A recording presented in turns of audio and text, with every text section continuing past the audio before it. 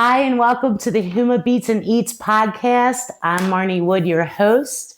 And today, if you can't already tell, I am lucky enough to have Dennis Schocket as my interview guest.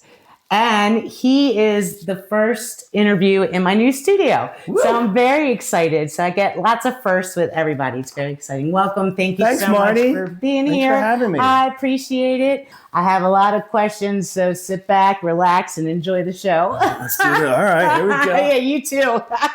Let's go. All right. So first, I see on Facebook you always post. It looks like you're in your house, maybe. You have your school rock friends around the bar. Oh yeah. I built a little bar in my basement. Yeah, it's very cool. I was wondering if you could have the 5 most influential or personal people to you at that bar, along with, you have Rich Pressberry's there. Yeah, Rich and Pat Sesko. That's all my local buddies. That's yeah. I try to do that once a year, have like a little thing at my little pub, because if you're a musician like me or Brian or anybody, you don't really get to hang out with your buddies because on the weekends you're always playing. Or I like to have my guys over, my friends, Pat Sesko and Dave Steele and anybody who plays music. And there's so many I couldn't get them all. But, I know. But I'll get more next time. but so my 5 most living or dead, or whatever you want. Yep, whomever you want. Oh, if you could have your choice. Holy cow, that's a toughie. I'm sure it would. Well, I mean, I'll just go living, because dead could be anybody. Yeah. Right? So Penny, you would be invited for sure. Yeah, keep her away from the alcohol. You would be invited. Yeah, you don't want she that. just gets water. I'd love Paul McCartney, because Paul McCartney is my biggest musical influence. I just love him. I probably wouldn't know what I would say to him, even though, like most guys, you rehearse it and thinking about what you would say, and then I would just clam up. That's how I get starstruck around. I was just going to ask you, get awestruck. Even guys, like even if I saw Bob Turk, I'd be like, what do I say? So it doesn't matter to me, the status. You just start singing My Girl. Yeah. Bob Turk. I would, Paul McCartney would be great. I would love to have Ray or Dave Davis of the Kinks. They're my guys. And Neil Finn of Crowded House. I'm just going musically, strictly speaking. Yeah. I mean, there's a lot of other guys, artists and things, but gosh, who else? Like John Fogerty would be great to have. Steve Martin. These are all guys that influenced me, as a kid, but I think those would be good. Very cool. Dead guys, it's easy to pick. You pick John Lennon and Tom Petty and Jesus and JFK. You can run the gamut. You just pick them. So, yeah. That's neat. Briefly talk about why you decided music was your road and what was your aha moment. Yeah. Well, I got into music relatively late, because I was in high school before I even knew how to play guitar. And really? There's this kid sat behind me named John Jones, was a transfer student. I went to North Harford. One day he just had a guitar and he was sitting behind me between classes and he was literally playing songs on his guitar. And I couldn't believe it. It never even occurred to me that you could do it for yourself. I just figured you needed formal training, or you had to be on TV, or you had to, you had to be famous. So. So that made me think, that was an aha moment. Like, holy crap, that guy's literally doing it. And he was a nice looking dude. He was cool, new to school. So he was mysterious. I was probably infatuated with him, and like this guy. So I would follow him around and he'd show me chords. And then when I got out of high school, I just put a band together, because you don't need to have to know how to play an instrument to put a band together. I learned that. But, So I could be in a band. Yeah, anybody can do it. I mean, you make the music. Together. The Ramones are a great example. Yeah. They just put the little chords, and they just did their thing, and they're great. But yeah, I just I kept at it. Part of it was like when I was 20, I had a job, but I could make extra money on the weekends. And then I got married and had a kid, so I needed that extra money on the weekend. So it wasn't, I didn't have some master plan that, by the time I'm 30, I'm going to be a full-time musician. What were you doing? I did construction work. I did some flooring, or I could build houses and things like that. I realized at some point I was making more money playing music in 3 days of playing music than I was banging nails all week long, and I didn't have anybody yelling at me. And so I eventually just went full time, and I started, if you do anything full time, whether it's you're an artist or you start your own business, you got to figure out how to pay the bills. And so there's no more motivation needed than how am I going to make my car payment? So I better do something. Right. So that was it. So I don't know that there are lots of aha moments, but it's one of them was like, holy crap, I just made more money this week than I did working my ass off. So it was cool. So, was it gradual, or did you just kind of stop? I mean, I was playing a couple gigs on the weekend, and I thought, wow, if I could just, and then a place in Bel Air, it's not there, but it used to be next to Sean Boland's, it's called Souvenirs. It's a little bar in town. I think they gave me every Wednesday or every Thursday night. Oh, okay, good. So that was like another $300-400 a month.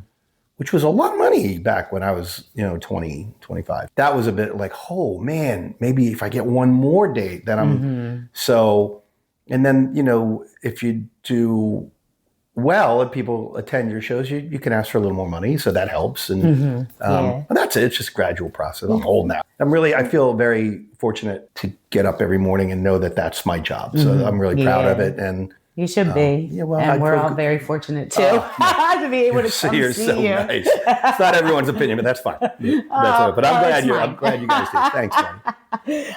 So I like to share with everybody, if I can remember, the first time I've seen them perform or my fondest memory, because it all ties into my. I'm so inspired by the music and food and everything. So it really helped me get through everything. Okay. So for you, aside from being at my wedding, it's true. But I think they were two different times, but both were at the Lodge, because I can't remember the first time I saw you play. But one time we came to see you, and I never comment, I just don't really, because I don't like to bother. I know it's not a bother, but I don't want to I know what you mean. I know what you mean. On you had posted about what a good night it was, or what, and it really was. It was a nice night. So I had posted, we really enjoyed you. It was a lot of fun. And you said to me, you guys always look so happy together. It's true. And that really it touched me that what you noticed. You know what I mean? It's kind of hard not to notice a woman just dancing right in front, going to town, getting her steps in. So, but no, you guys are always, you and Brian are delightful. Oh, thank you. So I still feel that way. I really do. And then the other time, this one, it just touched me. It was around Christmas time. I think it was 2022, I think. And you were at the Lodge. It was like a week or two before Christmas. And it was all decorated. And you were asking people to come up and sing with you. And it was crowded. And everybody it was just so festive and so genuine. And I was just really touched by that experience. And it always sticks out to me. I love having people come up. I really do. And I always joke that it's kind of like Huck Finn had his buddies paint the fence for him. Or was it Huck Finn or Tom Sawyer? Anyway, he's doing it and he hates it. And he's convincing his friends that it's so fun. You should try it. And they all do it for him. But that's not, I genuinely love to see somebody I don't even know get up and, here, you can play my guitar, or do you want to sing? I really like it. It really makes me feel good. Because someone did that for him. Mike White, who's a local guy around a few years older than me, played forever when I was young. He was playing some bar in Bel Air, Friar Tuck's. And I was just watching him. And he was just playing by himself. And I might have been 21. And I was like, man, I know how to play some songs. So I was talking to him on the break. And he said to me, well, why don't you go up right now and take my guitar and play a couple songs? And I thought, oh, how the hell am I doing that? But I did. And I had been in bands up to that point. And, when you're in a band, if you get applause, the whole band gets it. It's like a team sport. But I went up and I did a song, and everybody clapped. I couldn't believe it. It wasn't that great. They were just being nice. And then he said, just do another one. So I had to do another song. And that was an aha moment. You mentioned that earlier. That was like, wow, I did that. So I'll never forget. I've told Mike that on numerous occasions, but how important he was for that. I love that. So thank you for bringing that memory up. That's really nice. I'm glad about that. Yeah. Good. And actually, your background mirrors a little bit Russ May's, because when I interviewed him, he had somebody playing guitar behind him, and he was like, "Oh, what was that?" Oh, wow. And you encouraged him for the open mic night for his first time. Yeah. So and that's a good one. That's going on a long time. Yeah. And Russ lived in my house, incidentally, for a little while. Oh, wow. So there you go. Well, there you go. So, yeah. Happy to have him. Come back. Well, hopefully he'll get everything. Yeah. And he'll be back to his old self. Yeah, that'd be great. Okay, so the Harford County music scene. Yeah. It's to me it's unbelievable. Like I've never seen anything like it. Can you compare it to anywhere else? Nope. I can't. I've been in it for so long. So it's like, to me, it's like watching your kid grow. 1 minute she's 5 and the next minute she's 25 and you don't notice it, but suddenly there they are. So I think the Harford County scene is that way. It used to be, there were maybe 3-4 bars in town and everybody had to go to Fells Point. If you wanted to get a gig of any kind, you had to go to Fells Point or Baltimore or the county, Baltimore County. And then eventually started, more places. It doesn't take much to have an acoustic guy or girl. Yeah. It's not a big, it doesn't take a lot of money. It doesn't take a lot of anything. Oh, hi. The scene's crazy. I have friends who live in New York and Los Angeles and Nashville and everywhere. And when I tell them I'm a full-time musician and I make the majority of my money from playing live, they, what? Yeah. You can do that where you live? And, this area is good. You're 3 hours from New York. You're an hour and a half from Philly. You're an hour and a half from DC. You know what I mean? I mean, you can get to some really important hubs for the creative aspect of it if you have original songs. But you can also just drive an hour to 2 and you've taken a wealth of venues that will have you. But I mean, the scene's ridiculous. I mean, I always say if you're not gigging, if you're having trouble getting a gig, you just keep looking because there's a lot of places that like doing it. And open mic nights, I know a lot of people say that they get, sometimes the places like them enough that they'll ask them to perform there. I think that's the whole point of an open mic is, back in the day, you used to make a demo tape or a CD or you put together a press kit and you'd hand it to a guy who owned a bar. Now you can here's a link and then he can click on it whenever he wants to. So that's better. And then, or you could say, hey, come to this open mic. I'm going to do 3 songs. So you can audition and have somebody, or the place that's holding it will see you play. So that's a great thing. Any way to get yourself out there, I think is really good. Yes. But most like, I'm 61. So, I mean, there's kids that are 20 that hopefully are watching this that are way ahead of me that already know all this stuff because it's all out there. I figured it out on my own, like, I'm a self-taught musician. I figured out how to promote myself. But YouTube's there. I mean, you want to learn. Like I use it now if I want to fix a plumbing issue. I know how to do it. I know YouTube is like, there it is. I'll try that. So. I think YouTube is like the greatest thing since sliced bread. Amazing. Really, amazing. I used it today. Actually. I do use it all the time. Yeah. Who would you want to collaborate with locally that you have not already? This is a couple questions in one. Is there anyone new? Are there any new on the scene musicians that have caught your ear? And who or what locally piques your musical interest? Like if you're not thinking about that, but just in general. Yeah. Like what piques your interest where you'd be like, hey, that's kind of cool, or check that out. Yeah. I'm hosting like a singer-songwriter thing up at Falls and Barrel House every other month or so. So I'm really intrigued by all these guys and girls that are songwriters because I thought I was the only one, honestly, because you don't really see a lot of original music in the area. As good as the scene is for people playing, you don't really get a thing where you're sitting and there's 3 songwriters taking turns or whatever. So I'm encouraged by that. Anthony Frigia is probably my favorite. I love Anthony. He's such a sweetheart. Yeah. And he's great. He's fabulous. I mean, he's great. God, there's so many I could just... JD Sage, my old buddy, lives up, up in the hills out there. Yes. I met him years ago and I couldn't believe, 30 years ago, he was at one of my gigs and he told me he worked in Nashville and he was a songwriter. I'm like, well, do something. And he just went up and did this song and I couldn't believe how good it was. Oh, wow. Like, I was like, man. So we became fast friends. Cooper Wade's really good. There's just so many. I see him. Scott Spivey and local bands, and I'm missing tons of guys. But I'm inspired by anybody I see, and even guys that are like part-time guy, a guy who's got a day job and his band plays on the weekends. Man, I I'm blown away by how good guys are. And then you can see levels. I mean, nobody's on the same level as everybody else. I'm certainly not on the level as some bands.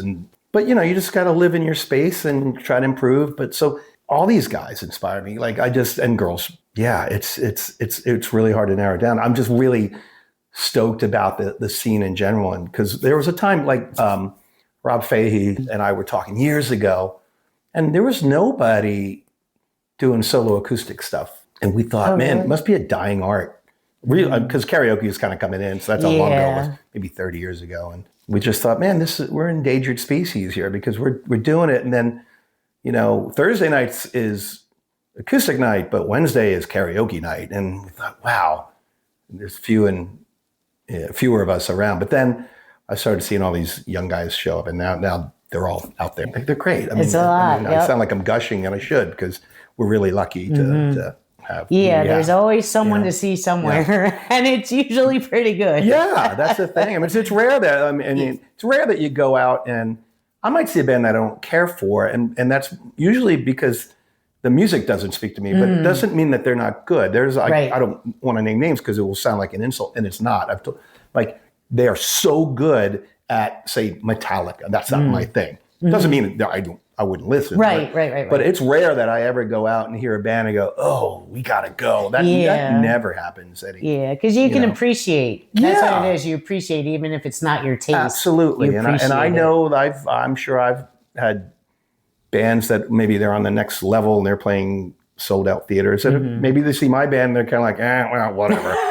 I'm sure of it. I find that a little unlikely. Like, oh, geez, look at these guys. Look at this geezer up there. But I'm really inspired by everybody in our local scene. And it just seems more and more the better everyone does, that whole, rising tide lifts all boats. So we all do better. It's a real good, thriving scene. And like I said, if you pay, a solo guy or a girl or a duo, it's not a lot of money to invest. If I owned a bar and this guy wants to come Wednesday and he brings 30 people and those 30 people spend $20, that's $600 in the ring. You can afford to pay these people. Yeah, so it's worth it, definitely. Yeah.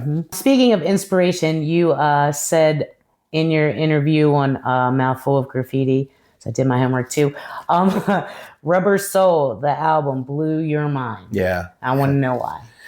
Rubber Soul, the Beatles. Well, for a few reasons. The obvious reason, it's a great record. But when I was a kid, again, it's pre-internet. So when I was 12, I was discovering the Beatles in the mid-'70s. So the only albums that we had in my house were their greatest hits, which were the blue and the red albums. And it was, Beatles 62 to 66 and then 66 to 70. So that was our Beatles collection. And I really loved those records. And then I think for Christmas that year, my mother gave me a Beatles album, and it was Rubber Soul. And I went, the hell is this?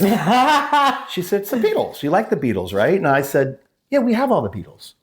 And she said, no, that's their greatest hits. And I went, okay, that doesn't make any sense to me. There's more? We've already got 40 great friggin' songs. Right. Like, they can't possibly have more.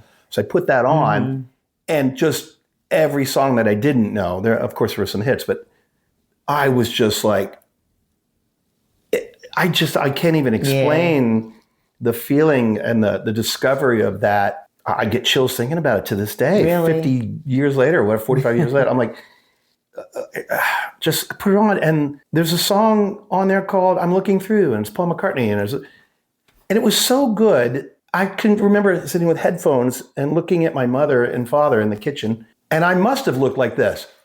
Like the Home Alone kid. Yeah, like, how is this possible? Like, mind blown. And I know that's now that record really holds up. It's a great record, but all the Beatles stuff is great. For me, that's my thing. But that's the story of that one. And the only other time that's happened to me, incidentally, was, again, I got the White Album a few years, like a year later, because now I'm full on Beatles guy. Give me it all. I get the White Album, and I'm up in my bedroom cranking it for days and days and days. And one of my speakers didn't work. So, you have a stereo. So I only had one speaker. So I listened to that album for a month and devoured it. And then my brother came home with a new speaker and he plugged it in. And there's a whole other record on the other side on that speaker. Like, again, I was like, what is happening? Like there were strings and things like, you know what I mean? Yeah. It was like watching a movie and then suddenly it's in color. You're like, whoa. So anyway, that's that. Yeah, very cool. Yeah. I know playing the Cavern in Liverpool must have been amazing for you. Obviously. But I want you to, if you can, describe your connection and feelings when you were able to do that. But I don't know if that would be, one of my questions was your best or favorite musical experience. It's up there for sure. A few things. So we got a friend of ours, David Bash. He runs the International Pop Overthrow Network. And they do a series of concerts globally. And they've been doing it for probably close to 30 years. And my band Starbelly, which was my original band, we played the very first one in LA back in the late 90s, early 2000. And they just so happened to they do it in Liverpool every year. And we had just put out our latest record, which was maybe 4 years ago. They invited us to come over. It's hard because my particular band, Starbelly, I live here.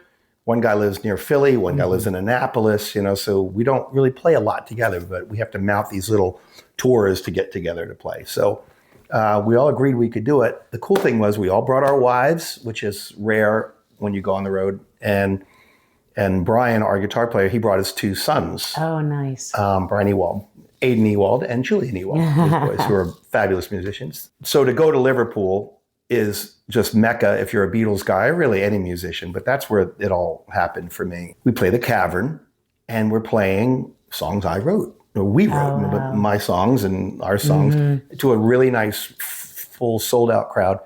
And it was religious for me. It was very...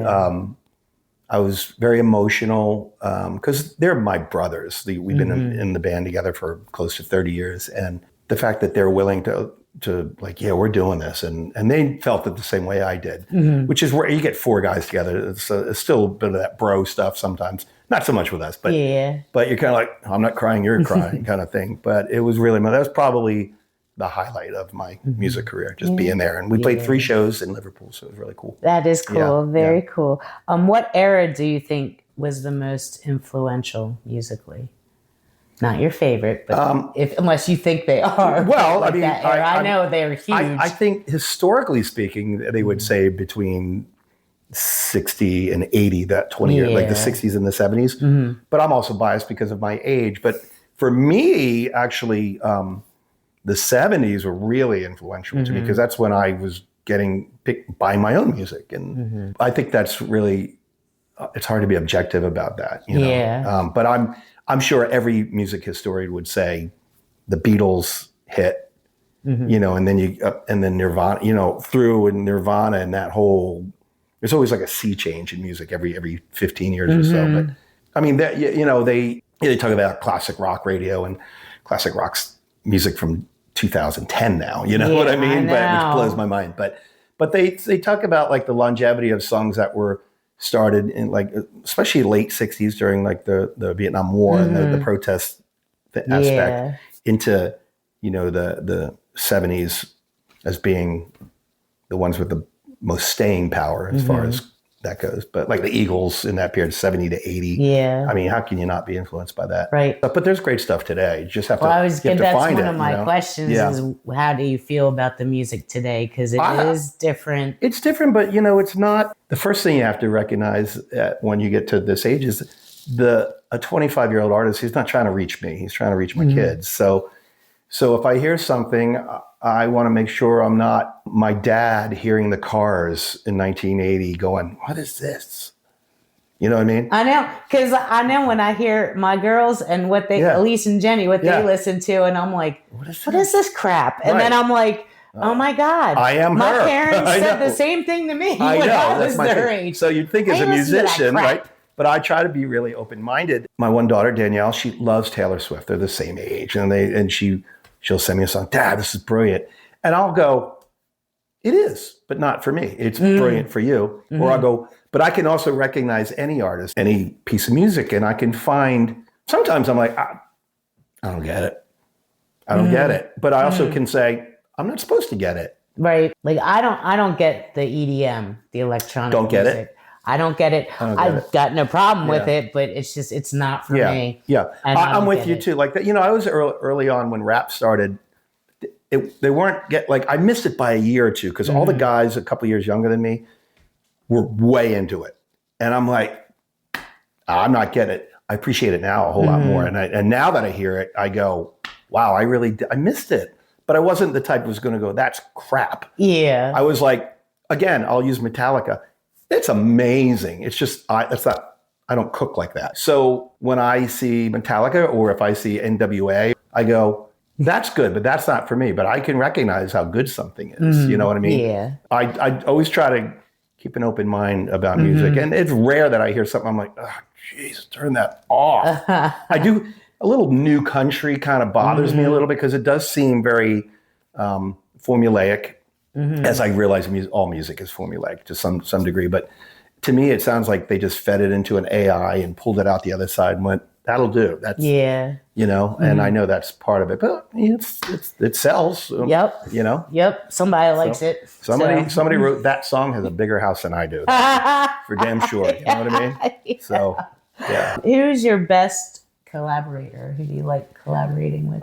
Cliff Hillis. We write songs for Starbelly. Cliff is a really gifted songwriter in his own right, has a really good solo career. He lives up in Phoenixville. He and I write together quite a bit. We put an EP out last year called Pop Girls, Etc., which was just 6 songs that we wrote without having to do a message. Sometimes if I did a solo record 3 years ago, a lot of personal songs and dealing with death and life and joy and sex and dreams and hope and sex and dreams, all that stuff. And then you really put a lot of time. And this was an exercise. Hey, I got a song about a girl named Eberly. Oh, well, I have one about, let's do 6 songs, an EP about girls and, and it was great. It was really cool. And it came out and did really well. We sold a lot and we got some airplay. But Cliff's my main collaborator as far as that in the original aspect of it. But I have a lot of bands. So I think on any given day, anybody that you're working with could be considered a collaborator. Because if you put a band together and you take all that time to present what you're presenting, whatever it is, if you're doing Creedence, like Brian, which they're great, Lodi, or I have an ELO tribute band called Atomic Light Orchestra. If you take the time, all that stuff out of the view to rehearse it, to try and get it right, to go, okay, here's what we do. Everybody's important and they're all collaborating. And you have to go, man, thank you. Thank you so much for taking the time to learn this song or to perform it correctly. And there's nothing worse than being in a group of people. When there's a weak link, it really shows up because if you're doing somebody else, if you're doing cover songs, we've all learned the parts. And then the one guy who doesn't, something's wrong. You didn't add the right ingredient in the right amount. You know what I mean? Yeah. So I'm always thankful to anybody I play with. And I typically only play with people that I care for. I couldn't imagine trying to be creative with somebody that you just don't like. Yeah. Like if you have a job where you go every day and you get hired and they say, okay, you're going to sit here, your desk is here, Marni's here. If you don't like Marni, oh well, you got to figure that. You got to figure out who couldn't like Marni, but you got to figure it out, right? But if I say you and I, let's start a business together, and you're sitting there and I don't like you, that's not going to work. Yeah. So, or why would anybody want to put themselves through that? Right. That's a tough thing. So, and sometimes it's heartbreaking to figure that out because you do invest, and it happens. Yeah, and you're close with the people, and it's not necessarily that it's bad between you and that musician or that other person. It's just that particular project is not working. I bet if you ask the people that I play with, they might say I'm a bit of a dick. And I'm not. I am. But they might go, no, he's very particular. Like if there's a mistake, I'm going to look right at you and you made a mistake. If we're rehearsing, I'm like, right? And if you're like, no, that's not wrong, we're going to stop and go, oh, okay, here's what I'm hearing. Is it this or is it that? And if you go, it's that, and I go, it's this, and you go, no, it's that, you might be right. Okay, oh, cool, I'm good. I don't have an ego that way. I'm happy to go, or if there's 2 ways to do it, well, do it your way. I don't care. If that's easier for you, just do it that way. Yeah. But somebody's got to be driving that ship. Right. Somebody's got to go, hey, rehearsal's on Wednesday at 2.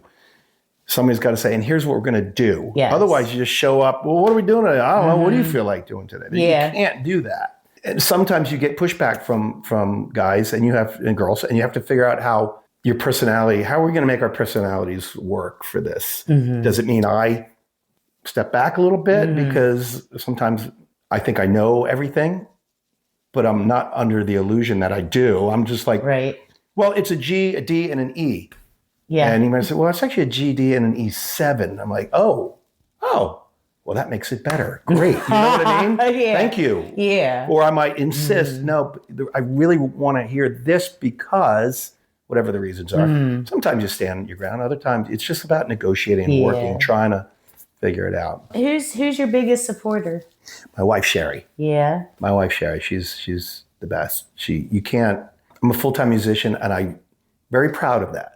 And I have been for many, many years, half my life. But it sure makes it a whole lot easier when you have someone to just go, hey, you got that, you're doing good. Or how was your show? Or why did you get home at 2 and not 1 o'clock?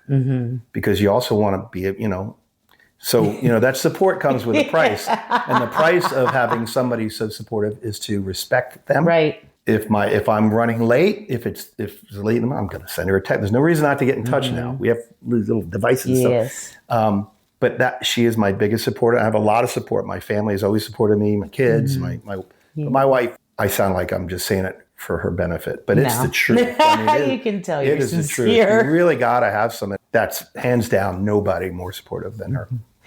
Who do you like to see in concert? Like if you go to a concert, what do you like? Locally, in general? In general, like if you had bought tickets to... I was, for a while, I was trying to click off all the classic ones I could. McCartney. Ones, ELO, because I love that band. Bob Dylan, Mark Knopfler, just guys that, they're getting older, and who knows, Petty, thank God I saw him a few times. Yeah. It's one of my favorites. Crowded House, all the bands that influenced me for years, I will go see. I'll go see anybody, but like my wife and I went to see Fleetwood Mac with a bunch of friends. Oh, cool. When all 5 were together. So it was about maybe 10 years. Yeah, that's a while ago. Locally, I wish I got out more to see bands. I do play 4 and 5 nights a week sometimes. And if you have a night off, if you're a musician out there, you kind of don't want to go. But I try to get out and see my friends, especially my friends that come see me. But yeah, I'll go. I like going to see bands in small venues, like something like the theaters that are around town, like small places, because it's usually a regional band will play in a theater and they'll have a local band open. So you can get to see a little bit of both. You know what I mean? That's my thing. That's what I like best. It's a little more intimate. Yeah, I think so. And you can get to talk to them when you're done. If you going to see, a band in an arena, you're not going to get to talk to anybody, but you can go right up to anybody in a small theater and say, hey man, I just want to let you know I really liked what you did. Or do you know this guy? He says hi, and that's a good way to, get a thing going with people. So very cool. One of the conversations that always comes up, how many bands does Dennis have? And we try to round them all off. Well, wait a second. And and then we talk about, we wonder what the journey was to all those bands. Yeah. And did you start them all? How do you juggle your time between all of them? And do they get preference? I can name a couple, but I don't think I could name all of them. And you have a new one coming. I do. Well, let's go like this. So my first band that's together is Starbelly. So that's the 4 of us. Brian Ewald, Greg Schroeder, Cliff Hillis, and me. We've been together in various forms. Cliff and Greg and I started it together. Then Brian joined, but Cliff left. And then Cliff came back. And then we're 4-piece. But that band's going on close to 30 years. And that's strictly an original band. But when we play locally, if all 4 of us aren't playing, then we just do some covers and have fun. If it's 3 of us, we just, because it's difficult to do our music missing a guy, Right. So rather than play the song and make it sound twee, like there's a missing guitar part, we just don't. And the 1974, which is a local band, we play all 70s. That was started with Spike Settles and me and Greg Schroeder and Dave Woodworth, just doing all 70s. And then after a few years, then Spike left and Tim Gilliams joined, who used to be in No Pets for Noah. He's in the band. Keith Brewer of the Ravens was in the band for a while. And then he left and Bronson Wagner joined. So there's that band. Atomic Light Orchestra is an ELO tribute band. None of my bands, we do wigs and costumes. We don't do any of that stuff. We just play the songs. Again, like Lodi, nobody's dressing up. Although Marshall looks strikingly like Mr. Fogerty, I must say. Well, and they all wear sings flannels. just like him. Yeah, at least put on some flannels. Yeah. A gold lame is not really going to work for Lodi. So Atomic Light Orchestra, the Fabtastic Four, with all Beatles. Again, we're just playing the songs. House of Finn is a Crowded House tribute band. And then I have a thing that I just put out starting now. It's called Wildflowers Songs by Petty, which really focuses on Tom Petty's solo stuff. So he had 3 solo records. So that's where it draws most of it from. But it's just an excuse to play songs that I like. And hey, do you like Tom Petty? Yeah. Do you want to be in this band? Yeah. Oh, cool. And that's how. So there's a lot of the same players. So Starbelly guys are in some bands, and ALOA guys are in 74. And it's not as difficult to juggle that many people, because if I can get a gig for ALO, well, 3 of the guys in that band are also in this band. So and I get everybody's dates. I mean, we make it work. And sometimes a cancellation might happen, or can you fill in for me and I'll do this and whatever. It's just really an excuse. Just for Atomic Light Orchestra, I was actually in Philly seeing ELO, had a little suite at a pre-party, and Bronson Wagner, who's in the band, was there, and Greg Simmons, and we were standing there having a drink, and they're playing ELO music, and I said, I'm putting together an ELO tribute band. And Bronson said, I'll be in it. And Greg Simmons, sign me up. Greg was standing there, and I looked at him, I said, do you want to be in it? He's like, oh, hell yeah, I'll be in it. So we had 3 of us right there. So it was just on a whim, but we thought that's difficult music to cover. So, but we did it, and so that's basically the germination for all of them. Just a reason to play songs you like. And these days, tribute bands are big. I know. And you do Mrs. Thatcher also? Oh, Mrs. Thatcher, yes. With Mr. Rob Fahey. Just an excuse to play with Rob. Rob's a hero. So he's definitely special. I tricked him into it. I'm like, hey, you want to be in a band and just play all British rock from the 60s? I'll do that. There you go. So he fell for it. So we do that. Yeah, very cool.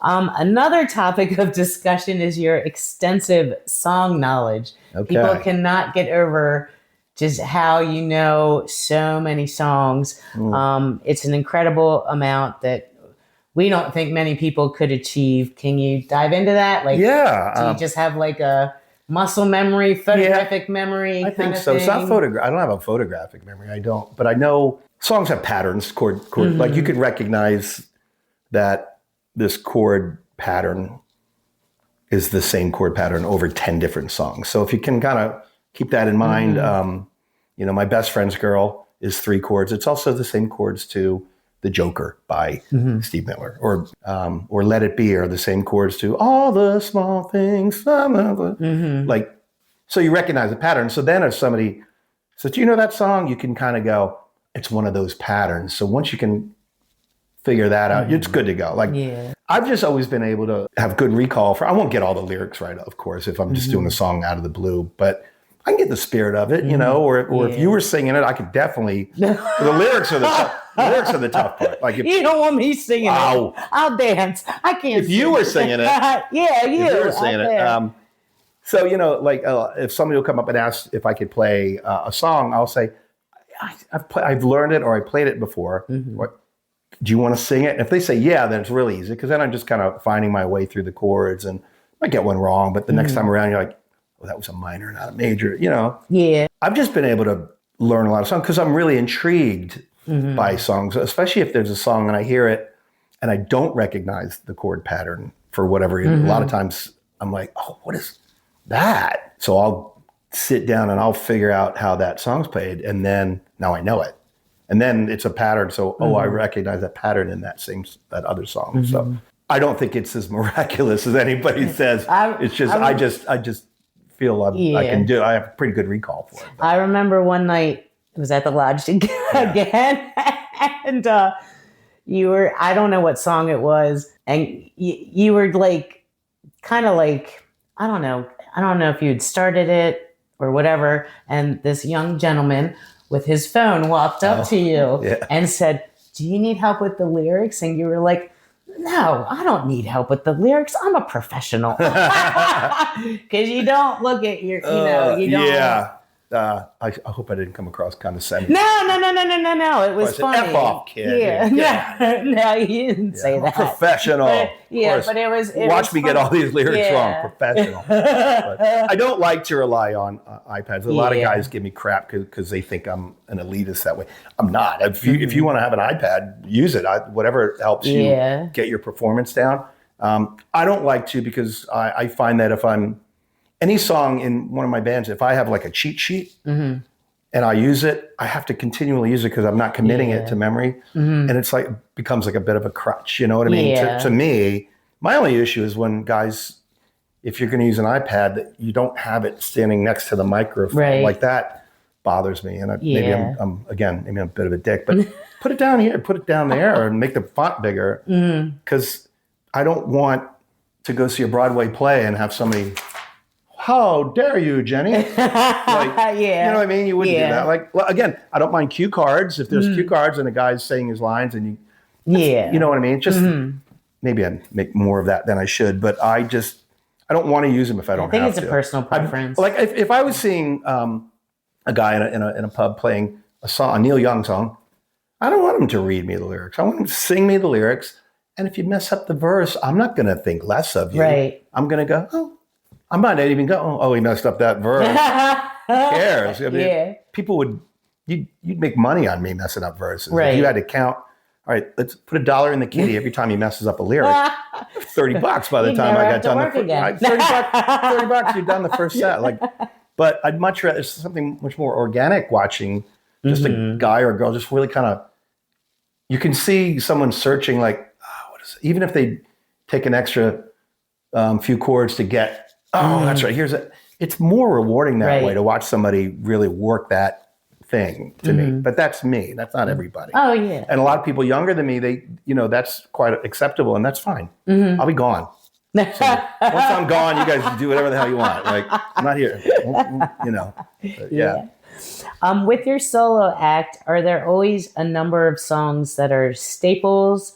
And then you vibe off the audience, or do you say, I'm going to start with this song or that and read the crowd kind of thing? Yeah. And then you started an alphabetical jam. Yeah. So how did that come into okay. Because people seem to really like that. It's a lot of fun. Yeah, first part of that is I never have a set list when I'm playing by myself. My bands all have set lists because you all need to know where you're going. But when I'm playing by myself, I just got to get up and tune up and I'm ready to start. And I just try to think of a song to start with that I think is genuinely acceptable from people, that people might go, I recognize that one. Because if you're playing in pubs, that's my job, is to play music that people want to hear. Right. It's not my job to go up and go, here's 8 songs that I just wrote the other day. I'm going to try them out. My dog passed away and bear with me. Like that's, the owner is not paying me for that. Right. So I understand it. There's a time for me to play my own stuff. If I have a record out, I might say,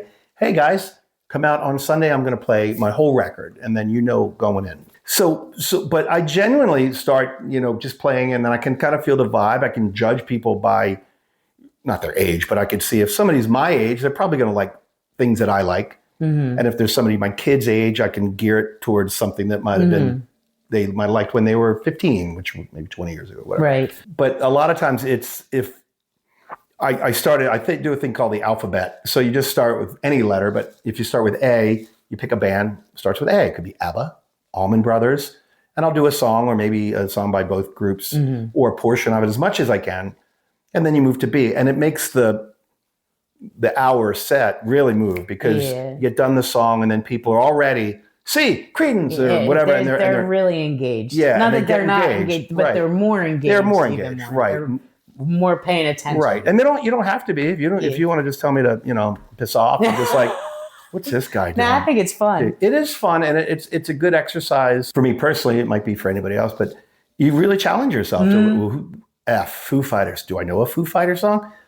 I know one. So, and that's the only rule I have is like, I'll give you what I got and I'll try it. And it might be terrible. It might be, or I might not even get through it, or I do that with, the harder version is to do that with song titles, the alphabet, it's a song that starts with B.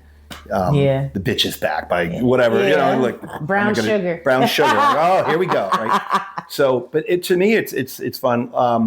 or you pick a color, or any color. Just a song with blue in it, Baby Blue, and you play that, and Red Barchetta, and it's very fun. And before you know it, the set's done, and you're taking a break, and people gearing up for the next one, and you pick animals for that set, song Hey Bulldog or Blackbird or something like that. Yeah. But it's really fun. I enjoy it. I liked it too. I was like, oh, that's cool. Yeah. When you're working on music, is it solely for Starbelly? Is it just for you, or is it in general? And do you try to learn like new songs? Like you said, maybe the game would lead you to, oh, maybe I should learn another song or two. Or like that. When I was younger, I used to, people would ask me to do a song, and my thing back then was, if you come back next week, I'll learn it this week for you. And I most of the time was able to do that. I was also really young, and it was easy to learn. It's easy to learn when you're 30 or 25. It's a little harder now, but I don't really learn a lot of new music because, again, it's not really speaking to me. It's not. I don't hear a lot of new music that makes me just go like, oh man, what is, like I was talking about earlier, what is that? But I do learn a lot of old music because somebody will mention, or I'll hear someone on driving home, and I'm like, oh, that's a great old song. How's that go? And I'll go home, learn it real quick. And, if it's an old song that but you don't know how to play it, it's easy because you know how it goes in your head. If it's a new song, if I had to, at your wedding, if you said, can you learn this song? And I'd never heard it, that's really hard because I don't even know how this thing goes. You can do it. But the first part of that, when I'm working on original music, I just write songs, and I try every day to really sit down and be creative, whether a song comes out or not.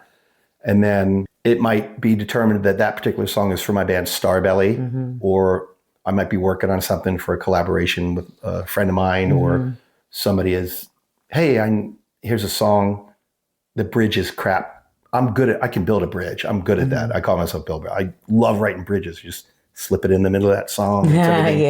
So I always try to be creative a little bit every day because it's good for your brain. It's good for your, you feel good. You feel like, there's a lot to creating, like any art. If you're a painter or a sculptor or anything, woodworker, there's a lot goes into it. And it's funny, during COVID, my wife worked from home. We built her an office upstairs, and I was working on my solo record right at the same time. So I'm in my little room, my living room with my piano and my guitars. And after about a week of her working, we were having dinner. She said, I'm really glad that I get to be here because I had no idea how hard you worked on this. Like, she would come home from a day at work and the dishes are in the sink, and she'd say, what did you do today? And I'd say, I worked on music. And she'd be, the hell you did? Like, what? So it was very good for our relationship even. She said, I really never understood she would hear me play a part of a song 100 times in a row because I'm just trying to get the syntax right, or the pronunciation of a word right, or replace it with something else, as songwriters know. And to me, it's just over and over, and you're getting it, no. And she would come down and she'd say, I can sing you that part by heart because I've heard it. So, you heard so many times. So that was very good, So I don't know if that's answering your question without getting too far off, but you're good. But I love that. I love to work on music. I just feel good doing it. I feel like I'm accomplishing something, Who are your favorite female artists? Rachel Hall, locally. She's my girl. I love her. I've known her since she was 16. I'm going to interview her too. I'm excited. She's great. I love Rachel. She's also a really good songwriter. Emma Kleinberg, also a local artist who lives in Nashville now. She went to high school with my daughter Noelle. She has a publishing deal in Nashville. She's a great songwriter, and I helped her when she was young, learn guitar. She was a student, but her parents are really good friends of mine. She was on American Idol for a while. She got the top 10. She's a wonderful song. She's like that. But I love Brandi Carlile. I think her songs are powerful. I love Adele. I really do. I mean, I really love, and she's a good songwriter, but like her voice, that vessel that she has it's rare. I wish I had that. Like I can sing. I make a living singing. Obviously I can sing, but I hear some people sing. Spike's a good example. Some people sing and you're just like, that's really something going on there that's different than something more to it than just being able to carry a tune. Right. Yeah. Yeah, I love those female artists. Like Sheryl Crow, I love Sheryl Crow. I think she's ballsy Yeah, I like chick, Sheryl Crow She's too. great, Yeah. There's some, and I'm missing hundreds of them. And Rachel is great. This is not taking away from any lady who sings. Right. Rachel has that quality, that thing that when she sings something, I go, And I don't get that from others. Right. Not that other singers aren't great. They are. But there's a quality. Like I mentioned Spike. When Spike sings, I can sing Zeppelin, but I can't do it like that. You know what I mean? Right, yeah. So when he does it, I'm like, man, there's something going on there that is untouchable to me. I read a book about Janis Joplin, and I was very impressed, like during her time, how much work went into cutting and splicing and putting together the album and playing and all of that. And Right. like she'd be up for 36 hours and all of that. Did you ever work that way? And then can you discuss how creating albums, even in the 90s, differ from today? Oh, yeah. And take me through like an album journey. Yeah, I think I've been recording, I guess, for over 30 years. It was in my 20s when I started it. So back then, of course, you recorded to tape, 2-inch tape in a big studio. And back then, you would go down to a studio. Before anybody had their own studios in their house or on their computer, you went to a big room that had big tape. Yeah. And it was a whole process that you did. And it was expensive. It was, I think back in 1991, I had a band called the Rattlecats.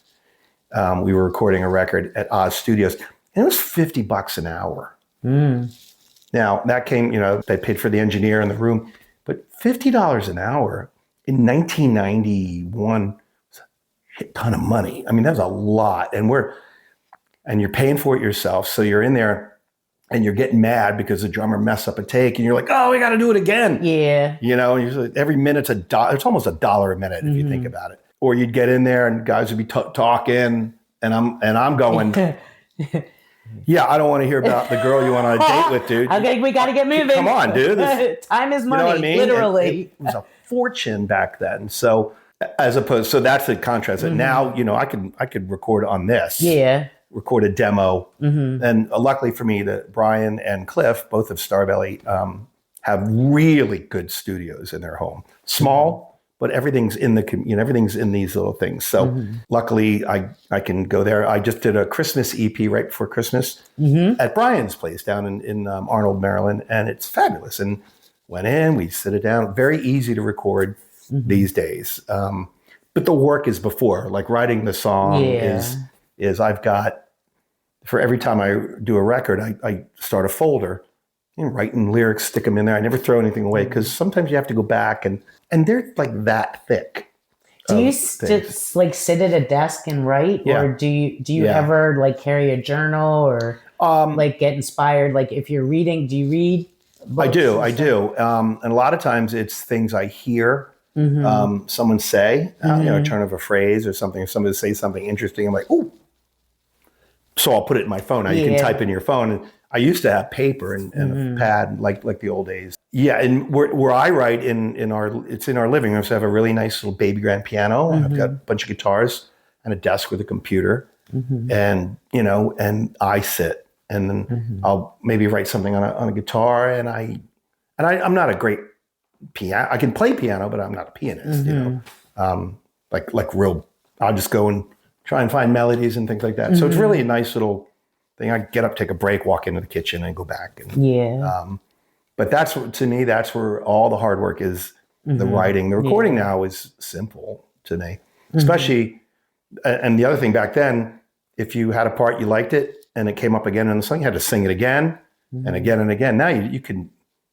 We try not to cut and paste very often, but every now and then, and you've got auto tune, very little usage, but it's like a sander, kind of takes the edge off sometimes if the note's a little sharp, but try not to rely on it. Yeah. But I mean, I think that's the big difference, know. Do you ever think about writing a book yourself? Think about it all the time. Because I've noticed recently, I got one from Peter Gabriel. He's my favorite. I love Peter him. Gabriel. Yeah. And then I got, so this is what I do. I get inspired and I buy books. And takes me forever to get to them, but that's what I do. Yeah. So we saw a Fleetwood Mac tribute band at Harford Community. Oh, cool. On Valentine's weekend, and they were really good. Yeah. And Fleetwood Mac also, both of them have books on how their songs came about. Oh, cool. And I thought that was really cool. Yeah, I think like that would be cool. Maybe. I think if I had achieved a little more, a higher level of in my career, I do great for what I do, and I'm under no illusion that I'm somebody that I'm not. I would consider writing something, but I mean, if I wrote a book, it would most likely be fiction, because I mean, if you want to know about me, you can tune in here. I'll tell you anything you want to know, but I don't know that I have anything to offer other than, the experiences that I've had. But I don't. There's more ways to do it than the way I did it. I'm not famous or anything. I'm just a local guy. I'm local, but I do it. I'm really proud of what I've done, and I'm quite pleased with the way the universe unfolded for me. And I say I'm really lucky. Like, I don't know anybody luckier than me, because I also have imposter syndrome, like most artists do. Like, when I'm playing with guys that I admire, in my mind, I'm like, they're going to discover that I suck sooner or later. But you'd be surprised how many artists feel that way. Yeah. Musicians, especially if I'm playing with somebody that I really respect, like Rob Fahey or Brian's the same way. Yeah. Because we'll talk about, and he's like, oh, if I had to play with him or if I had to play with her, I'd be nervous. Yeah. And I've played with guys that are on that level that I've admired. Yeah. Like my Starbelly, we did some gigs with Jason Faulkner, who was in the band called Jellyfish, who's on tour with Foo Fighters right now. He's and has played with McCartney. So we know him. And like, if I saw him, I'd say, hey, and he'd say, hey. Yeah. Like, and I'm not name dropping because you don't know who the hell that is. But that's a guy. I really don't. Yeah. I'm not gonna lie. No, I'm saying, I'll nod my head and smile. But somebody out there watching is going to be Jason Faulkner, right? Yeah. But like, that's a guy. When we were playing with him, I'm like, oh, he's totally going to look at me and go, that's wrong. That's terrible. You play like shit. But that's not how it doesn't happen that way. No. But in my mind, I'm always like, oh, man. So I really think I'm very lucky. The humility is not false. It's not false. I really am humbled. So if the fact that you even wanted me here to say, I want to ask you some questions, I'm humbled. And I felt that with your response, because I was saying to Brian, I was like, I don't want him to feel like he's doing me a favor. I want him to be here because he wants to be here. I love being here. I love talking about myself. No, you're supposed to love me interviewing you. I love when you make me talk about myself. Okay, so it kind of segues from that. So in my research, you said you had label interest with the first Starbelly album. Looking back, would you have handled anything differently? Or in a way, are you content with how everything evolved because it helped to mold you into the musician you are today? Yes, that for sure. Yeah, so when Starbelly first got together, we got this real hot shot manager from LA, which is how we met that guy Jason that I was just talking about. And he really took a shine to us. He really liked us. And, we flew to LA and we were there for like three weeks, and we filmed videos and we played shows and all the stuff you do when you try to knock on record company doors and things like that. And we felt really good at the time that we were pretty close to getting a record deal. Like we were elbowing with like famous people and they really liked us, man. And then I don't know what happened, but basically what happened was the boy groups, sort of like NSYNC and like Backstreet Boys, became the popular thing, as like we were sort of a pop band in the vein of like Nirvana in a way, not quite that hard grungy, but quick 3-minute songs, harmonies. And so we were kind of trying to catch that. And then as that was sort of the rise of the boy bands, I like to call it. And plus I was 30. Right. I know, ancient. But, I was 30 or it might've been 31. And they're kind of like, they really want these young guys. And the Backstreet Boys were 20. So that's a lot. 10 years is a lot when you're 20 to 30. Yeah. So there's also the possibility that maybe our shit wasn't good.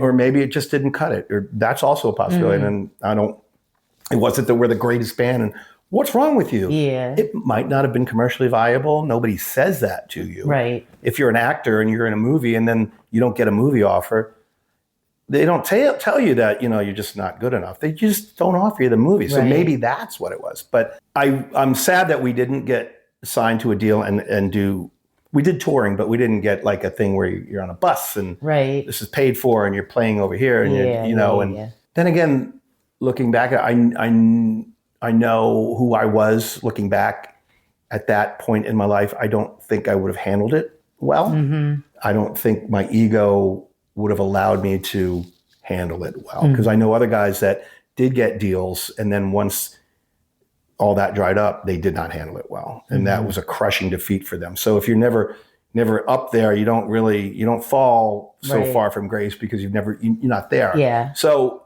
in one aspect, I'm very glad. I am very happy today. I have been happy for dozens and dozens of years. But I wonder sometimes, I wish we would have, because, if you did get signed back in the 90s and you got one hit song, you're touring all summer now as an oldies group. You're going out with Smash Mouth and you're playing all these festivals. Yeah. And we have friends that are in all those bands, but I don't regret any of it. And I was able to be a full-time musician and still raise my daughters. But yeah, it worked out pretty well for me. I'm quite happy with that. Yeah. I have a bunch of Starbelly questions coming up. So Brian Ewald replaced Cliff Hillis for the second album. Yes. And the tone of the music changed. You wrote 90%. You said it was a little darker record. Yeah, true. And you were not in a great place. So Correct. How did you get out of that? It was darker because when our first record came out, it was we're going up, and then by the time that second record came out, Cliff had left the band. He wanted to go. He was going to go to work for another band, John Fay, up in Philly. Great. And at the time, it seemed like you weren't in a lot of bands. You were in, this was your band or that's your band, but you couldn't do both. So he left, and we had known Brian. Brian joined the band, and part of that record, it's darker because my marriage was failing. I was mourning the loss of Cliff, my brother in the band. And I thought we were going to be, together forever. The Everly Brothers or the Lennon McCartney guys. And so it was dark because I was really heartbroken about it. I was really, really that. And I could see my marriage falling apart. I could, you try to keep it together. So if you're that person who was, you're in the public eyes to the small degree that you just play music on the weekends, whatever it is. You can't be out there going, my marriage is failing. The tears pouring down. You can't do that. You got to, but everything's fine here. Everything's just fine. Oh, we're great. You have, meanwhile, all this turmoil. So it just plays out like it plays out. If you've ever been married in it and your marriage has failed, marriages fail. That you have to come to terms with it. And then you have to deal with, if you have a child, you have to deal with all those things. And if you're lucky, you find someone and someone helps you. And you may not even be looking for it. Again, I'm paying tribute to my wife, Sherry, but it could be anyone. In this case, for me, I met her at the right time. Doesn't mean I met her and everything was great. Right. Because you meet someone and now you've got to figure out all this stuff is unraveling and all this stuff that you're just opening that are brand new, and these things, they kind of, you have to work through everything. So I guess to answer that question, the way I worked through it was sometimes you have to close a door and you open a door, and then there's new challenges. And I think the only way to get through it is to get through it, if that even makes any sense. No, it does. I wish I could say, well, I did this and I did that. I went into therapy and I did. You know what I mean? It's like if you ask a chess champ, how did you beat him? Well, I did kings and rook, and then because I knew he would do that, and then I did that, and you're like, God, you're a genius. But if you ask a guy who, like me, it's just like, I just worked through it somehow, and you start to find joy in life again. If you've ever been, I don't think I've ever suffered from depression, but if you're sad a lot, it doesn't mean you're depressed. It just means you got some crap going on. Yeah. And you got to find a way to, and once that sort of dissipates, then you're, now, I knock wood, Ms. Wood. Yeah, me. Mrs. Wood.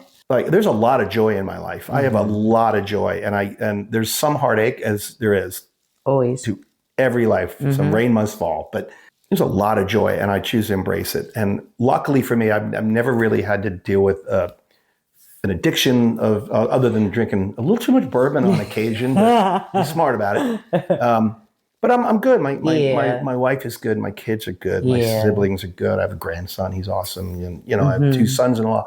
I'm really happy at this point in my life. And I always go back. I don't know anybody luckier than me. I mean, because there's by no measure should I be as successful as I am. But I mean, I'm a success because I get to do what I want for a living. Yeah. That is a success. I don't give a crap what anybody says. I agree. You do that, you got it, man. Well over 90% of the population. So, yeah. Prior to the third Starbelly record, you took 4 years off. Yes. What did you do?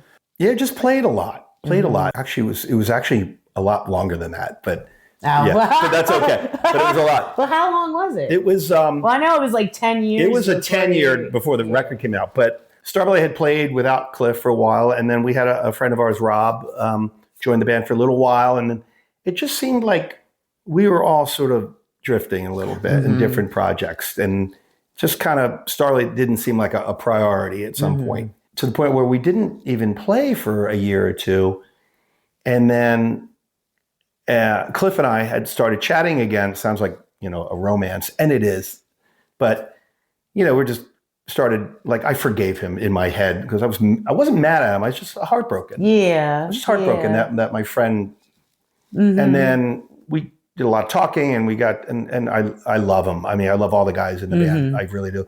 So he and I'd written a song and I sent it to him, and he said, let's do another Starbelly record. I'm like, well, would you be in Starbelly?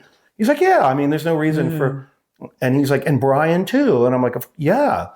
We're a 4-piece now. So we did this record.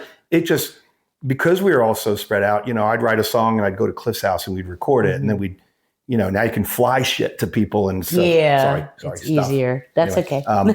to fly, then Brian could lay a track down. And then we collaborate. And it took a while to do it. But that record is called Starbelly 4. And it's really a good record. And it did really well in terms of sales and some radio play. And so. What are the biggest differences between the album where after Cliff left and then with him, like what are the similarities, differences? Yeah, similarities. The first two records. So the first one has Cliff and the second one has Brian. Similarities because I wrote most of the songs on those records. Stylistically a little different because now Brian was the guitar player. And Brian Ewald is probably the most gifted guitar player I've ever met in my life. Stylistically, he can do anything. It's just, he does things that I'm like, blown away. Yeah. Where the first record, and Cliff's a songwriter and he plays really good guitar.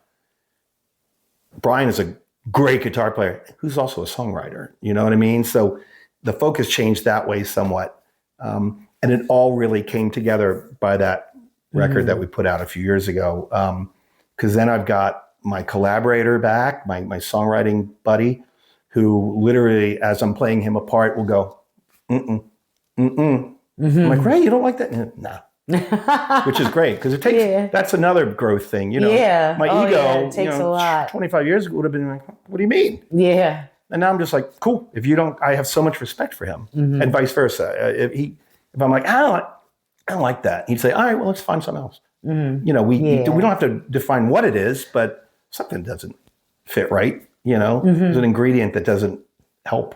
Yeah. So that record, and then Brian is a whiz on the guitar, and it's just it was everything that should have been was finally. It all came together. So yeah, that's a cool record. I'm really proud of that one. Yeah. I really am. 4 is the name of that record. Now, this is not to take away from any place around here, but do you have a favorite place you like to play, or like a place you think is your home base? And it doesn't take away from any places around I mean, here. that changed, but I play at Foston Barrel House a lot.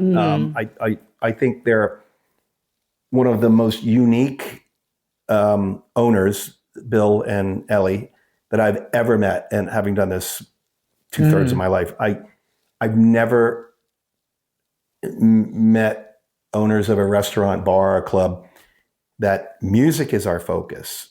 Music goes hand in hand with the food we serve you, with the drinks we serve you. I've never met a more accommodating woman than Ellie. If I'm booked and something comes up where maybe some big guy from Nashville's in town, she could easily call me and say, hey, I'm going to have this guy play. I'm going to cancel you for tonight. She'll say, why don't you play here? Or would you like to play early? You know what I mean? Yeah. I don't know a lot of owners that would do that. They'll just say, hey, man, I'm going to make a lot of money with this guy. Right. And you have a nice night, but this guy, So she'll accommodate. So Falls Maryland, my favorite place. I love playing anywhere I play. Yeah. But it's something special about that place. What legacy would satisfy you where you would say to yourself, yeah, that's a job well done? Like from us, That's sweet. That's a really sweet question. I hope I laugh all the time. I'm like, they're never going to put up a statue in front of the courthouse in Bel Air for me. That's not happening. But I say I have an 8-year-old grandson, Will. He's just a remarkable kid, as every grandfather would say about their grandson. But I want somebody, I hope someday, like when he's my age, maybe when he's 40, to have someone walk up to him and say, I heard Dennis Schocket was your grandfather. And he said, yeah. And then they tell my grandson a story about me. That's a legacy. Or, you probably don't know this, but he helped me do this. Or maybe I just helped somebody change a tire. I mean, I think that's a gift. If somebody comes up to me and says, I knew your dad, I worked with your dad. I'm, what? And they tell me a story. That's a gift. I mean, that is a true gift. I don't think anyone could give you a better gift than telling you a story about someone that you love so much that you didn't know. So that to me is a legacy. Plus I have recordings, and I hope my grandson or all my grandkids, how many I have, I hope they hear it and go, that's my grandfather. Yeah. Like I would love to have a recording of my grandfather. Yeah. I don't, because I know. But it would be, so that's my legacy. And I really hope that, I can be surly, sarcastic, opinionated. I can be a bit of an ass, but I hope people, will go, he's a pretty good dude. He helped me do this, or he did that, or, and you hear it sometimes when I hear like Russ or friends of mine that I'm older than. You can't help but mentor someone when you're older. At least you shouldn't be able to help it. Like if someone came over and said, hey, I'd like to write a song. Great. Here's how I do it. Maybe I can help, or maybe I help you get a gig. Would you want to play there? I'll call them and see if they'll. That's what I want. I don't think there's anything more valuable than that. You could give somebody, here's a brand new guitar, and they might remember he gave me a guitar. But if you really help somebody further their passion in whatever form, it's something that stays with somebody. Like you have kids. There's nothing that makes you love somebody more than when they're kind to your kid. Oh, right? I know. You know what I mean? If somebody takes the time and you see them sit down to your daughter and one of them can go, and they do this, and then you say, oh my God, so-and-so really helped me. You're like, I love that person. Yeah. That's the coolest thing I think anybody could ever do. Anybody who's nice to your kids. Yeah, no, I agree 100%. It's the same spirit. Yeah. What's your favorite song that you have written and why? That one. Well, I've written hundreds and hundreds of songs. There's, I find the songs that I write that are real personal. Like I've written songs about my wife, my daughter, my siblings, my friends, and so they're the ones that stick. There's one called "The Boy Who Learned How to Cry," which is on the last Starbelly record, which I wrote about my father, who was very stoic and very, and I only saw him cry twice in my life, and it doesn't matter when, but because he was from that generation, the generation ahead of me, you didn't cry. I cry all the time. I almost did earlier. But that song and the guys in Starbelly, when I brought that to the recording session, I'm like, and I had played on piano. I'm not good at piano, but I could play it. And when I got done playing, they all were like, wow, that's really good. So, and it's very meaningful. It's basically, a tribute to all of our dads, really, our dads who have given a lot of themselves to give up so you can, have a life that you had or whatever it was. My father, he was in the Army, and when he got discharged, they dropped him off in California. He was from Brooklyn. Oh, wow. And he was in California, wow. right? So they drop you off and you're like, world. Here's your money, find your way home, right? Wow. So all his friends, all his Army buddies stayed in LA, and they all became cops. This is in the 50s. I remember talking to him, and I said, why didn't you just stay in LA and become a cop? And because he was an MP in the Army, and he said, I had to go home and take care of your grandmother, because my grandmother was single mother, had raised him. And he literally could have lived in sunny California, but he had to go all the way back to Brooklyn to take care of his immigrant mother who had nothing. And that was like, I thought, wow, that's, and all he didn't have any siblings, but his cousins that he grew up with, they all went on to be big shots. Like one was the mayor of Hoboken, and another one was a Pulitzer Prize winning cartoonist. Oh, cool. And my dad just not settled, but he took care of his mother. He married my mother. He moved his kids out to Long Island like he was supposed to do. He got a job. He lived his whole life, and he kind of gave up his thing. You know what I mean? Like he wanted to be a professional golfer or whatever, and he just didn't do it. So I thought that was pretty good material. It was very moving, and the song's very moving. That's probably my favorite. Yeah, and I bet he's very proud of you because you're doing what he wasn't able to do.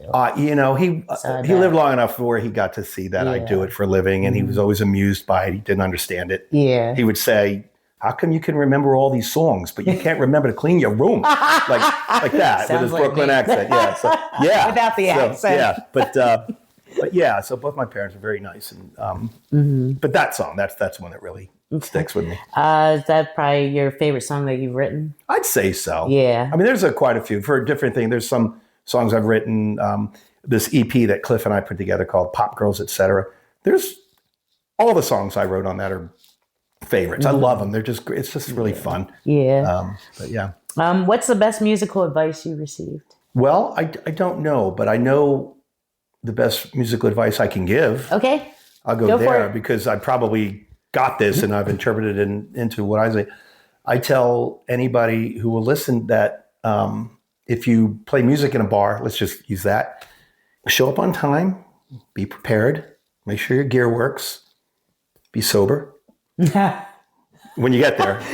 When you get there. I mean, you can't have a feel. Do your job as professionally as you can. Be kind to everyone.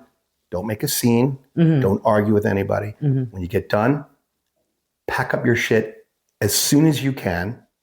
Doesn't mean you can't hang out and say hi to your friends, but pack up your stuff, get paid, thank the person who pays you, and then go home.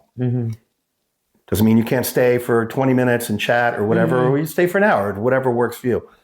But you need to go home because that's what a professional does. A professional in any business, if you worked in an office, you show up on time, you work, you're polite, you're cordial, you do your job, even if it's tough, even if somebody's yelling at you or somebody's not being kind, don't lose your temper. Just, hey, man, I'm sorry, I just don't know that song. I'm really...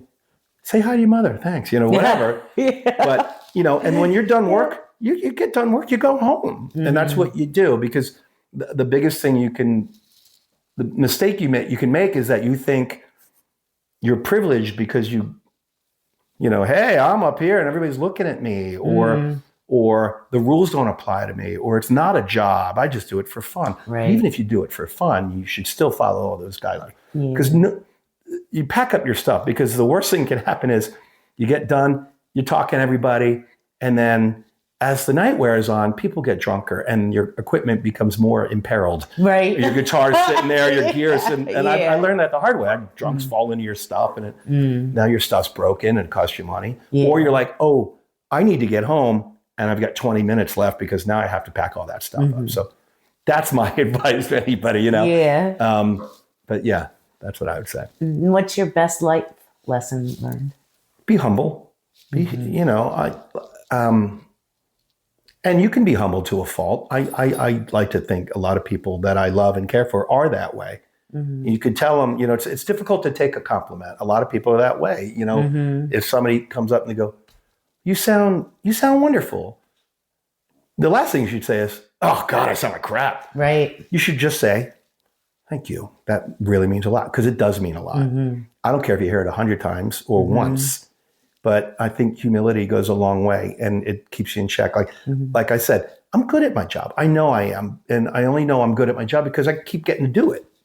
If I worked for you and I wasn't good at what you hired me for, I wouldn't get to do it. So I know I'm good at it. I know I'm not the greatest at it. I could name 10 people that do what I do that I think really kill it. I've named a few already. And I know some people that aren't as good as me, but I'd rather help them to get to a level where they feel that they can, you know what I mean? And I don't mean to sound altruistic, which I am, but I don't mean to be like, I just want to help people. I do. Yeah. But I want to, I think that's like the life lesson is the worst thing you can do. And I've said this to people, and it struck me where wow, you sing great. I mean, how can anybody sing like that? And the guy, and I won't name him, he went, well, I can. and he was very, it just struck me. I just went, ew. In my head, I went, ew. I went, ew. And he walked away, and I just went, ew. Like it wasn't like, and he's great. He's a great, he's a great singer, and he's really good, but there's more to it than that. There's more to life than looking pretty. There's more to life than sounding good. There's more to life than being a fast runner. There's like, you know what I mean? Like, so I think that's it. Like you're not special just because you can do something special. You're not better, more special. You know what I mean? Like you have to appreciate your talent. Yeah, like I was saying, like I can. It takes nothing. It's not pie. There's plenty. It's not like, well, if I say you're good at this, there's less of that for me. That's not how that works. Right. You know, local bands. It used to be back when I was young, you competed with bands, so you never went. Lodi's, they're good, but don't tell them. You'd be like, nah, they're all right. Like you could, I will sing to the heavens how good they are, or Never Never, or Gary Ziegler, or Ricky Wise, guys like these guys that I admire that we all play this thing sort of. And there's guys that when I see them again, they're not quite there yet. They'll get there. Yeah. They will. I mean, it doesn't mean they're not going to be, or they're not capable. They're not capable. Yeah, it's just, I might have a head start, or that particular band might have a head start. But it's okay to support your rivals. It's okay. You see it in the Olympics. They hug, and they're like, I'm so happy you got the gold and I got the silver. Like, that's okay. And it's good to have that variety, because even if they're not quite as good, or if they're a hair better, you're not getting the same show. Right. So it's good to have, that's why it's good to support each other, because it's good to have that variety. Corey Garrison is a great example. Corey, I love the guy. Now, I saw his band play at the beach. I hated every song he played. I told him, he's like, how do we sound? I'm like, you sound friggin' great. I hate your music. And he laughed, and because again, I don't like any of those songs that he was playing. This song, I don't really hate them, but I was just like, it's not my thing. But they're so good at it. And it takes nothing for me to say to him, you got to sound great. Or you're great at this. That doesn't mean it's for me. Right. But you're great at this. It's like, I don't watch soccer, but God, that team's really good. Yeah. Do you know what's happening? Not really, but I can tell they're really good at it. But that's it. But, we should support each other. And I know it's cliche to say that, especially on a local level. But we do have a really, again, that the community is really good, because we all support each other. We really, really do. I think that's, there's some outliers. It's okay. Not everybody's going to Pollyanna all up in this bitch like I am.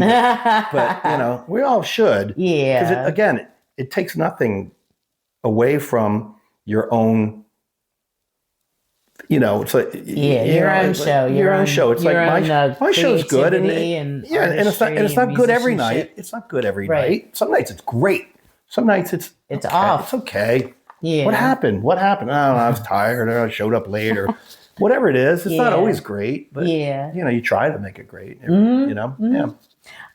What was your scariest moment on stage? Did you ever have a scary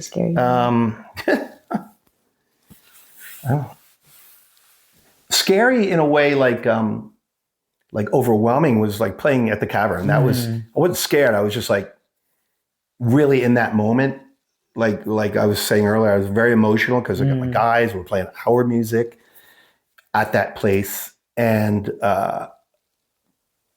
it was scary because I was so attuned to what was happening. I was so it's one of the only times I could picture every single person who was in, like 400 people. I could look at every single one crammed in that little room. And my wife over here and all the guys' wives, and they're beaming because they know how much it means to us.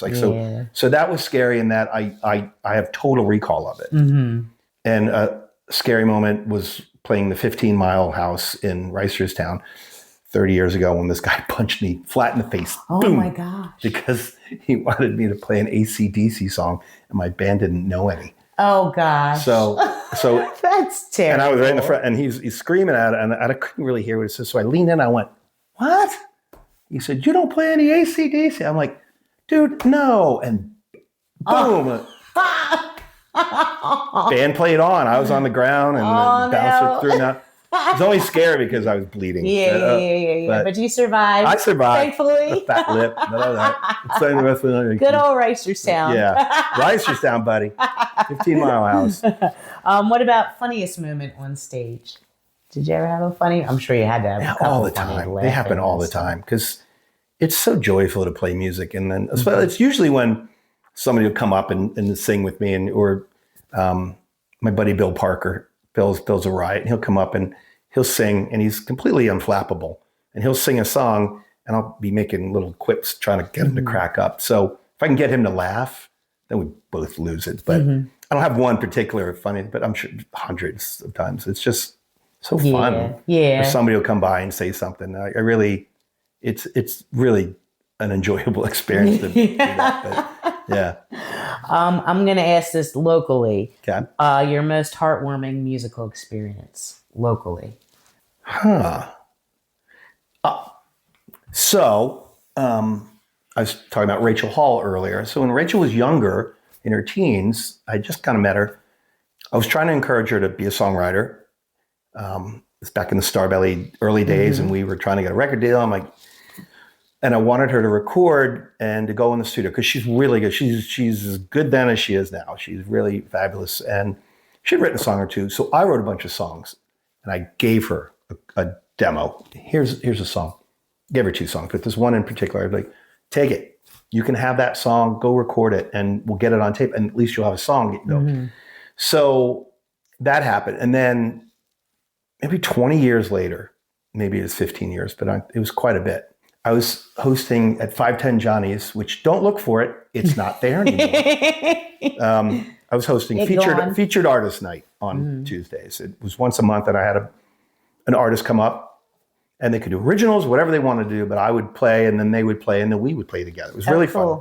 And Rachel was my guest. So she came up and she played a couple of original songs. And then she said, "Hey, I'm going to play you a song that Dennis wrote for me 15 years or however long it had been. I forget the number." And she played a song called Sleep, which is on the new Starbelly, the latest Starbelly record. But I hadn't heard that song since I'd given her the demo. And I was moved to tears that I'd forgotten a few reasons. I'd forgotten I wrote it. B, that she was sweet enough to bring it out after all. C, I was crying because it was so friggin' good. I can't believe I gave it away. And it was really, really moving. And she gave me a version of it. And then I took it with her permission. Like, I'm going to record that with Starbelly. So, and we did. I did so I took it back. But that was really moving. And I had a lot of things like that. But that one that just leaps to mind. So it was very, very sweet because I didn't know it was coming. So, any last minute thoughts or anything you want to bestow upon me? I would like to say this about Mrs. Wood here. This is great that you're doing this. I'm so happy. Guys like you and Brad Cox, who does the MOG, and what a really cool experience to be able to sit here and just talk about myself forever. We could go on and on. We could go. But thank you for listening. Oh yeah. Everyone. Thanks, Marni. It's so cool. You're welcome. Thank you. Yay. Thanks, Marni. You're welcome. Thank so you. fun. And HUMA. So we're done. It's a wrap. That was good. It was good.